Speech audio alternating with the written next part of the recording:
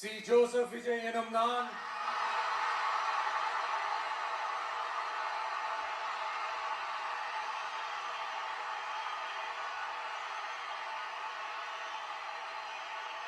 சட்டப்படி அமைக்கப்பெற்ற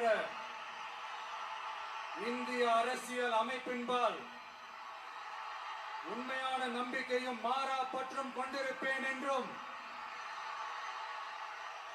இந்திய நாட்டின் ஒப்பில்லாத முழு முதல் ஆட்சியையும் ஒருமையையும் நிலை நிறுத்துவேன் என்றும்